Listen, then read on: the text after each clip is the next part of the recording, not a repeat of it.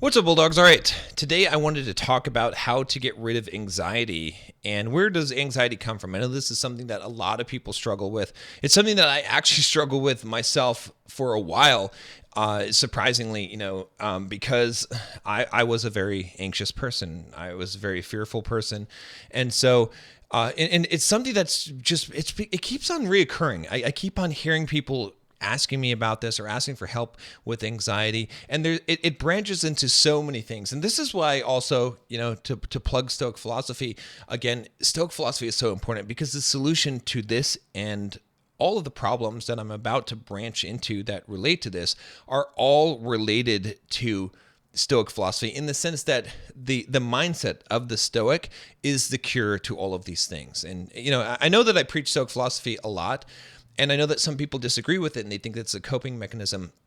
But if you pay attention, if you start to listen to this, and I have a channel that I just created on Stoic philosophy. So if you're interested in that, I'm reading Seneca's letters to Lucilius, some of the best stuff, and breaking them down with commentary. I'll put a link down below where you can check that out. But I want to kind of just break this down and talk about where does anxiety come from and how to really stop this from happening. And so before I get into this, let me tell you, first of all, where anxiety comes from. Like, what is anxiety? Okay. Anxiety is simply this. All right. It is worrying about the future, or the possible future. In fact, it's funny because I just read in my other channel, I just recorded a video on Seneca's letter to Lucilius where he talks about groundless fears, and he's talking about anxiety in this case. And he's talking about how most men, they fear something that is in the future that has not yet come. Okay. And that's really what anxiety is, because we don't know what the future holds. And he says in his letter to Lucilius, he's saying, look, here's the thing about it, is that you don't even know if this thing is going to come. And even if it does come, why trouble yourself now? Like, why suffer now? You're going to suffer later. So why suffer now? And hey, even at the moment where someone had a sword up against their neck, against their throat, sometimes they've been spared. And so even when it seems like, there's this certain doom, sometimes people have been spared from that. So why worry about that thing? Like, you don't know for sure, and most of the time, the things that you're worrying about, if you really think about this, they don't actually happen. Okay. And now here's the thing. I can tell you all of these things, and I can tell you not to worry and stick in the present moment and stay in the present moment. I can tell you, read The Power of Now by Eckhart Tolle. Okay. It's a great book. All right. But is that really going to stop you from worrying and get rid of the anxiety? And the answer is no. Okay. Because even though anxiety comes from focusing on the future, and even though we can know that we need to focus on the present moment, all right, and that there is nothing that is so bad in the present moment, it still doesn't allow us to just do that thing. And it's kind of interesting because I was on my coaching call with my Well That Never Runs Dry program, which, if you're interested in that, by the way, it's a financial freedom program.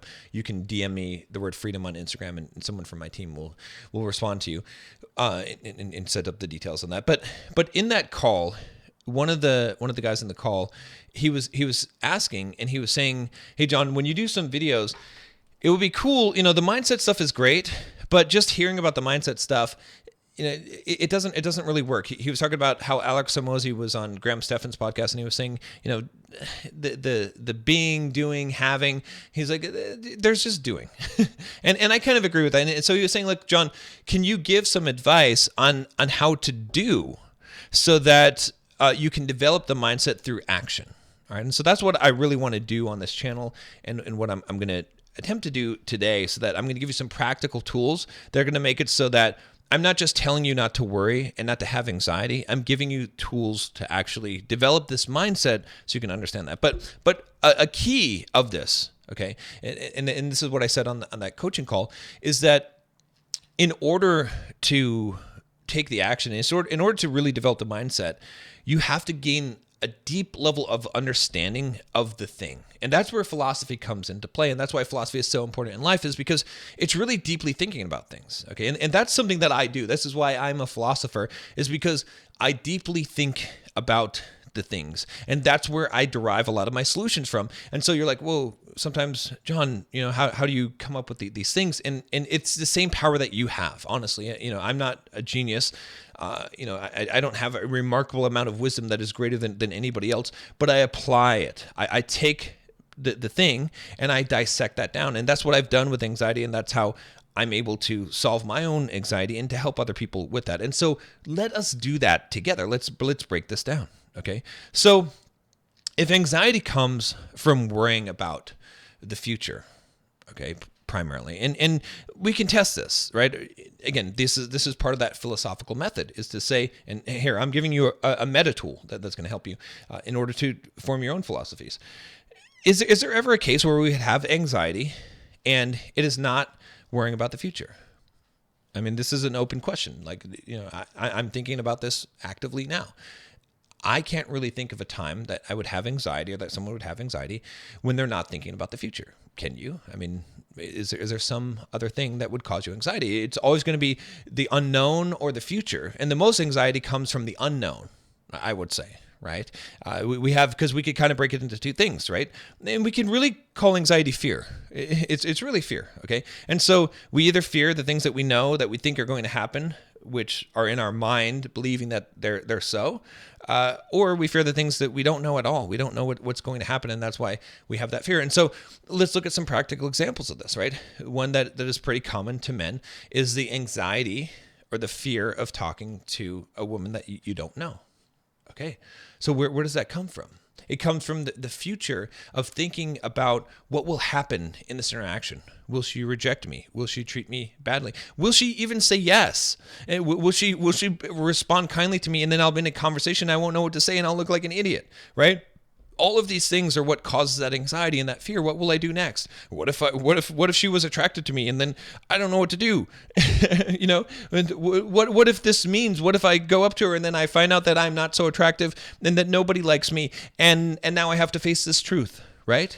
What if I'm just scared and I don't know what to say? Like, all of these things become the what if, become that anxiety, right? And so do we ever have anxiety about the things that are not in the future? No. Things we imagine, things that are going to happen, or things that we don't know. That's really what it comes down to. Okay. And so if we look at that and we dissect that and we say, okay, where does this worry of the future really come from? Okay. And where it really comes from is from us wanting to control the future. This is a common theme. Okay, this is something I've talked about on the other channel before I moved over here, about controlling your life, and I've also talked about expectations. And we're going to go into both of those things here because they are both useful ways of looking at this. So the reason why we have worry about the future is because we need the future to be a certain way. Okay, so we need to control the reality. If And let's posit this here. Let's say if we have that example of talking to a girl or whatever it is that you have anxiety or a fear about. If we said that we didn't care what the outcome was, we truly didn't care what the outcome was. We don't care if she likes us. We don't care if she doesn't like us. We don't care if we don't know what to say. It doesn't matter. That's fine. We don't care about any of those things. We don't care if we look like an idiot. We don't care about any of those things. That whatever happens, we're okay with. If we were truly okay with whatever reality brought to us, then would we have anxiety about the thing? And in here, I'll give you an example. All right, of why this is the case, that you can think through this yourself. Are there interactions, are there situations where you would talk to a girl that is attractive, in which case you would not be nervous or anxious? Well, it probably happens all the time. You probably go to Starbucks, you probably go to a department store, you probably go somewhere, and there's probably an attractive girl at the register, and yeah, maybe you might get a little bit anxious about it, but in general, you would go and talk to this person and conduct your business, and you would not have any kind of fear or anxiety about this just because it happens to be an attractive woman, right? In that context. Why? Because you don't have a desired outcome, or the desired outcome that you have, which is to pay for your thing and get your thing, is all but guaranteed, right? And so what we can derive from this, and again, I'm going through a painfully detailed process of this just to give you the formula, because I think that this is very useful to have your own philosophy. And let me know if it is. If you're liking this, give me a thumbs up. And again, let me just say this again, is that, with creating this new channel, it would be really helpful to me if you give likes on all the videos that I create. I know that's a big ask. It just takes a second of time, but it will really help me to reach more people and to really actually accomplish the goal of this if you like this type of content and this kind of discourse. Okay. So the thing is that what we can derive from that is that it is our dependency on the outcome of reality, or our non-acceptance of things, that causes us to have that anxiety or fear in the first place. And so if we can get rid of that, then we can help to get rid of the anxiety and the fear. And so there's multiple ways that we can accomplish this. All right. The first way, which is more of a thought experiment, but I think makes a lot of sense, is to realize that the problem that you have in life, okay, and we're going to go deep on this, and because we're going to attack this from multiple angles, and eventually, if you stay with me, okay, and you listen to what I'm saying, you're going to get there, and you're going to get to this place where, even though this is hard to believe, that you're going to believe it and you're going to live it, okay, which is this, is that the problem with your life, the reason why you're disappointed in life, the reason why you're anxious, the reason why you're tormenting yourself in life, and this is no secret that has not been said 1,000 times before, is that you have expectations on life, on people, on outcomes. What does this also mean? How has this been said in the past? Attachments. All right. Buddha would call this desires. Okay. And when we go in this direction, we start to say attachments or desires, that's where I lose people. And that's why I say expectations, is because people are like, well, it's unreasonable to have no desires. I want to have desires in life. And that's not the kind of desires or the way that we're talking about the things, okay? It's really the attachment to the outcome of the thing that is dangerous. That's what causes a problem. And really, if we were to really define what this attachment means, it's an emotional attachment, okay? It means that, and the reason why I define it this way is because should you be non-attached to the people that you love, to your spouse, to your kids, to your, should you be totally stoic and not care, as most people define stoicism?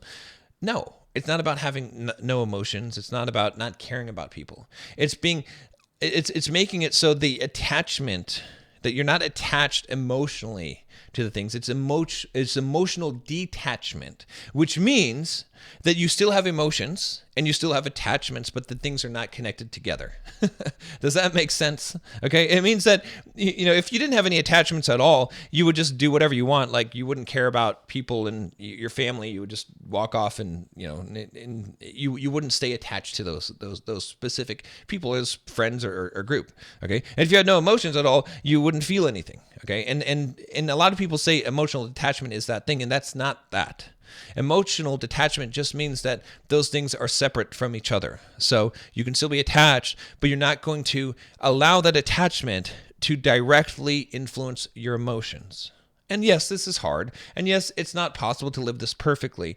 But we have to understand this basic concept if we're going to get over anxiety. Okay. And so what this basic concept is that, look, if you have emotional attachments to the outcomes of things, which I would call expectations, then whether the things happen or not is going to cause you anger or disappointment. Okay. And we can talk about how to deal with anger, and it's very similar. All right. And I've talked about this in multiple videos. Okay. Or that attachment to that future outcome is going to cause you anxiety, because you need things to be a certain way in order for you to be okay or to be happy. And if they're not that way, which again, we could tie this to control issues, that your main issue in life is trying to control life. It's not acceptance, non-acceptance of reality. Acceptance and awareness are the two key things in order to live a fulfilled and happy and joyful and tranquil life. Okay. But if you're attached to some outcome and it has to be that way, and then it isn't that way, then you are going to have problems, and you're going to have a potential of anxiety. All right. And so if you can dismiss this, if you can let go of this expectation that you have on life or how things should be, then you will also get rid of that anxiety and that fear associated to it, because you're like, okay, whatever comes, it is fine.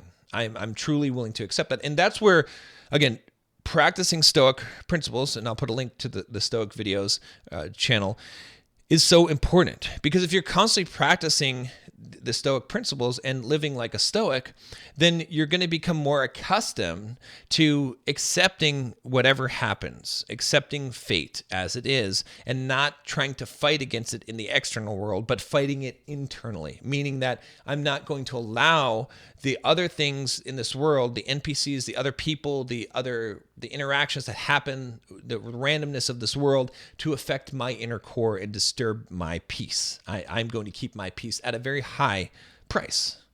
Okay. And so how do we do this? How do we and again, this is the one path, and I'm going to give you the second path as well.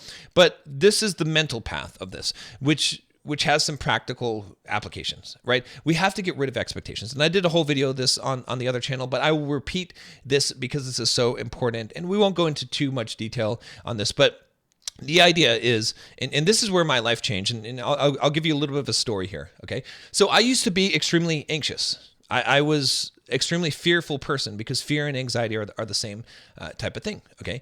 And I had a point where I tried to control so many things in my life. I was upset all the time. I was upset at my ex-wife. I was upset at my friends, at my family. Why? Because they were not doing exactly the things that I wanted. They weren't treating me in exactly the way that I wanted. I was constantly feeling like I was the victim, honestly. Okay. And a lot of this is a victim mindset. And I had anxiety about the future. Man, I was so scared. I was scared of getting on airplanes. I was scared what would happen. I was scared about my financial future, even though I had all this real estate and I had made these investments. And so if you think that if you make a lot of money that you're going to get rid of your anxiety about money, you're wrong.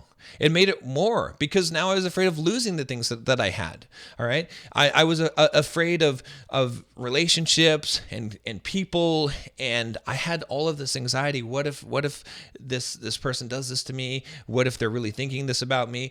What does this mean? So much anxiety. Okay. And then one day I went to this Tony Robbins seminar, all right, called Date with Destiny. It was a really good experience. And I almost walked out. I almost left the thing, because it was so ridiculous. I mean, I went in there with my laptop to take notes, because, I was there to study and to really get this personal development thing. And they start singing and dancing and hugging people. And I was just like, all right, finally someone convinced me to say, they're like, just play all in. Okay. And long story short, what was one of the most impactful things in that, it was a week experience, a whole week, it was that when Tony Robbins was on stage, he said to me, well, he didn't say it to me, but it felt like he said it to me. He said, the quality of your life is in direct proportion to the amount of uncertainty you can comfortably live with. The quality of your life is in direct proportion to the amount of uncertainty you can comfortably live with.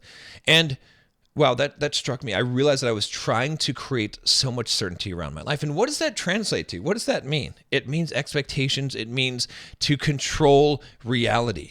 I was trying to control so much of reality that it was making the quality of my life horrible. Why? Because I had fear and anxiety. Because I can't control what other people are going to do. I can't control that. I can't make people do what I want. I can't control the economy or the stock market. I can't control the news and the weather and all of these different things in my life. People could cheat on you. People could leave you. Your fortune, your money, your business could go down. Like, there's all kinds of things that can happen. You can lose your job, but I can't control all of those things. And because I was trying to control those things, because I couldn't embrace the uncertainty, it was degrading the quality of my life. And so, when I came home from that, I did a lot of thinking. And one of the things that I came up with was this phrase, which I will give to you now, which is, I will no longer allow people to put expectations on me, and I will no longer put expectations on other people. Okay. And so it was kind of a bargain, right? Because I was tired of being guilted by my family and by people to do things that they wanted me to do, or I'm going to feel bad, especially when there were conflicting ones. So, my parents want me to go and visit more. My ex-wife at the time, she wants me to, she doesn't like my parents, and it's like, so who do I even please, right? Nobody. That became the answer. It's like, I'm not going to allow people to put expectations on me. Okay. And so what came of that was actually the solution to anxiety, which is don't put expectations on people.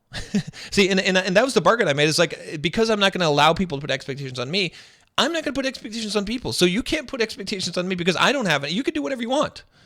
I'm not going to try and control you anymore. I'm going to let you be a human being, and I'm not going to get upset. Okay. If you say something bad to me, then you've said something bad to me. That's on you. It's not on me. I'm not going to, you're living your life. I'm going to interpret it how I want, and maybe I won't interact with you if you do that, but that's you. I'm not going to try and control and try to make you be this way or act this way or act right. You could act wrong if you want. That's fine. Okay. But when I did that, this huge burden was lifted off of me. All of this anxiety that I had, all of these fears that I had of the future, they disappeared. Because now it didn't matter. Now I didn't have to control reality and control life. And yeah, it didn't, I still had to do some things in order to solve that problem. But that is the key. The key to getting rid of the anxiety, right? And I'll give you a second one in a minute here. But the key is to let go of expectations. Okay. And I did a whole video on this, and I'll do another video on this, but let me tell you briefly how to get rid of expectations. Okay. How you get rid of expectations is this. It's really simple. Okay. First of all, you recognize that all expectations are ridiculous, and they are. I promise you. The reason why an expectation is ridiculous is because you can't control it. And so trying to control something that you can't control, for example, someone else's behavior, I always use the example because it's an extreme one, of your girlfriend cheating on you. It is ridiculous to have an expectation that your girlfriend's not going to cheat on you. Now, I know I lose a lot of people here because they're like, that's ridiculous, John. You can't live without expectations. Of course, you have expectations that your girlfriend's not going to cheat on you. You have expectations that you're going to get paid for the work that you do at work. You have all these expectations. You have to have these expectations. You can't just let people get it. I get it. I've heard it many times. The reality is that you can have standards. You can have standards for yourself, and you can say, hey, you can have a standard that if my girlfriend cheats on me, then I will not be with her. That's a standard. It's not an expectation. It's way more powerful because it depends on you. It doesn't depend on the external, right? What we're trying to do is we're trying to cut all these external attachments, and we're trying to instead create a system where we are in control, where the things that we're actually in control. Because when you try to control things that you do not actually have control over, what happens? Anxiety. That's where you get anxiety. Okay. So if you want to stop having anxiety, you have to stop trying to control the things that you don't have control over and start trying to control things that you do have control over, which is the things. It's ironic that as humans, we spend more time trying to control the things outside of ourselves that we do not have control over, and less time trying to control the things that we do have control over, which is ourselves, which we can do, which is our mindset, right? That's why we get into these states. And I could tell you all about panic attacks, and I've had some experiences with that and overcoming that. And I've got a formula for overcoming fear, which I'll do in another video. But the point is this, okay? If you want to get rid of expectations, you have to recognize that they are ridiculous. Because every expectation that you have on something that you can't control, which is everything outside of yourself, is ridiculous. It doesn't mean you can't trust people. It doesn't mean that you're not going to be disappointed at all. Although the less expectations you have, the less disappointment that you'll face. And you can take actions based on what people do. Okay, it doesn't mean to just let people run you over. You can still have boundaries, but it does mean that do not expect them to behave in a way that you want them to behave, and do not expect reality to conform to your desires. And as soon as you do that and you let go of those expectations, and every time that you see an expectation, and here's a hint for an expectation, anytime you're angry, okay, anytime you're fearful, anytime you're anxious, there's some kind of expectation attached to that, either an expectation of something right now. So if anger comes from an expectation that is currently not being met in the present. So anytime you're angry, you can go and you can look for that expectation. Anytime you're anxious, it's an expectation that you have on the future that may not be met or may even be met, right? We will worry ourselves regardless of whether we think a bad outcome is going to happen or even if a good outcome, because what if that thing isn't true? What if we're wrong about this thing that we believe to be true? Bam. Okay. So you have to let go of the expectation. Let me give you the second way to work with and overcome anxiety, at least this form of anxiety. We'll talk about fear in a different video if you want to. Now, before I do this, I do want to say real quick, because in order to support this channel, I have something that I would like to offer you, which is a membership into the Bulldog Mindset membership. Now, right now, since I haven't done the reboot, the price is still lower. Okay, if you're watching this video in the present, I'm going to put a link down below, and it is a whole catalog of videos on teachings and all this stuff. I'm going to be rebooting this. I'm going to be raising the price. I'm going to be creating a ton of content on that. But ignore the landing page for now. That's a little markety and spammy, because I'm gonna revamp that. It's a work in process. But if you want to support me in my work and you want to become part of my community of people who I consider friends and peers, and who I'm interacting with, and that's the goal of what this new membership is going to be, then go click the link, go join.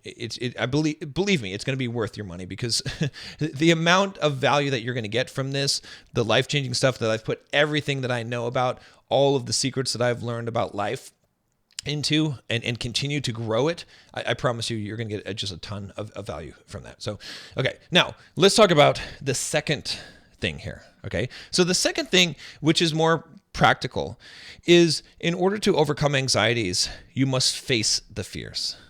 Okay, now this one, I know it sounds pretty simple, but if you continually go into fear and pain, and you use that as your compass, you will experience growth. And through that growth, you will develop resilience, and you will start to fear less things. Okay. Now, the first thing I told you about getting rid of expectations, that's the foundation. Okay. But sometimes that's hard to put into practice, but some people would rather just take some kind of action. And so if you have anxiety about a thing, go and face the thing that you have anxiety about. Okay. Now that can be sometimes in reality that you maybe, again, like I said about, let's say you have anxiety about social situations or talking to women, right? Very common anxiety. You simply have to put yourself into that position multiple times without expecting an outcome. If you do that, and you continually do that, and you try to allow yourself to feel uncomfortable, what will happen is naturally you will develop a larger comfort bubble. Okay. No, the key is that you have to allow yourself to feel uncomfortable, and you have to be actively trying to put yourself in an uncomfortable situation. Some people do this and it doesn't work, and I'll tell you why it doesn't work, because some people have said, John, I approached hundreds of women, and I still whatever. Okay, I get it. A lot of times when that doesn't work, the reason why is because they've figured out some kind of hack in order to do it in such a way that doesn't scare them. So they've very quickly figured out that I can just go up to a girl and I can say, hi, and then I can introduce myself, and I have no expectation on that, which is a good thing. However, I'm not even trying to do anything at all. And I'm just making it super comfortable for me. And so you can become comfortable with that and then never grow. What I want you to do is I want you to go and be more bold. I want you to every time have more anxiety about it that you face. Okay. So do something that's going to make you uncomfortable, whether that be asking her a silly question or whatever it is. You have to actually actively take those actions. All right. And so now there are instances where you have anxiety about something and it's a future event, and there's not much you can do in order to actually do that thing, right? In reality. So let's say that you're afraid of getting a disease or something like that. Okay. Then what you have to do is you have to face that reality in your mind. This is a practice that the Stoics did of imagining the worst. Okay. And so, because this is a substitute, because you can't actually face the thing. So what you're going to do is I want you to think about that exact scenario happening, your worst fear, the thing that you're fearing. I want you to think about that and meditate on that and spend some time really in that place. And the point is not to be pessimistic, right? The point is to say, if this does occur, how bad will it be? What will I do in that situation? How will I handle my life? And what will come about from that, right? So for example, let's say that you're afraid that your girlfriend is going to cheat on you, okay? Or your wife is going to leave you, or, something like that. Let's say your girlfriend's going to cheat on you, okay? If you have this anxiety about this, you're like, oh man, every time she goes out, I'm worried about all these things. I'm worried that, that she's not going to love me anymore, blah, blah, blah. Okay. So in your mind, I want you to imagine this worst case scenario that, she meets some hot stud, some Chad guy, whatever, alpha Chad guy. And she just goes with him, and she just like abandons you and just tells you that she never really loved you in the first place. Okay. Okay. Bad, right? Bad scenario. Not fun. All right. But I want you to imagine yourself in that scenario, what would happen? And then what would you honestly do with your life? Right? Maybe at some point you're like, well, actually, I mean, it'd be kind of, it would suck, but it'd be kind of nice because I'd have more time. I could work on my business that I've been wanting to work on, or start my YouTube channel, or, I could, maybe I would find, she kind of like always made me anxious because I never felt like she really liked me anyway that much. And so maybe I could find another girl. It'd open up an opportunity for me to find another girl that actually really liked me for who I was and made me feel appreciated. Right. So you can think about these things and think about what you would do in that situation. Again, it's not that you want that thing to occur, but what I want you to do is make the best of the situation as if that bad thing happened. And if you do that and you perform that exercise over time, what's going to happen is that thing that you're fearing, you won't have to fear it anymore because you'll have taken out the unknown element. It doesn't mean that you won't have any anxiety around it, but you will greatly reduce that anxiety by future projecting what your actions would be and how you would handle that situation and seeing that you're going to be okay no matter what happens. Okay. And so this is a very powerful technique. If you implement this, you're going to find that you're going to be able to reduce that anxiety. But ultimately, you're still going to have to take these actions. You're going to have to practice these things, just like I said. And hopefully now you can kind of see how to develop your own philosophy for solving some of these problems. This is the formula that I use. I think about the scenarios. I think about the things. I think about what makes sense. And we kind of did an abbreviated version of this, but this could be something that I could ponder for 4 or 5 hours. And I have more than that on this exact issue. And I do this as I'm helping my coaching clients and they bring me new problems and I face my own problems is I will really think about these things. And I'll think about, I don't go and say, what does the psychologist say about anxiety? I say, what do I think about this? What causes it? What does anxiety look like? Okay. And then if this thing causes it, then what are the cures to it? What things could prevent this, right? How can I take actions? What steps could I take that would reduce these causes, right? And you can do this with just about anything in your life. Most people don't. I'll see you tomorrow.